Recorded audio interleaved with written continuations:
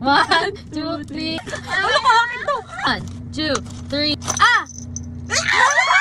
What's up, Blooms? What's up, Blooms? Bubuksan na natin ngayon yung mga ganito natin galing sa National Bookstore. Dalawang ganito, dalawang charms.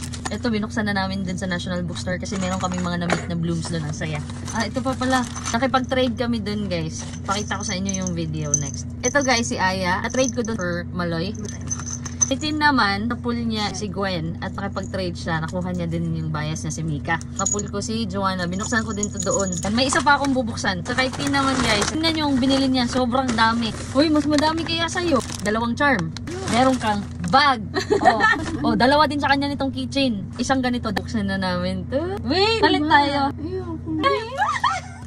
Sana si Aya.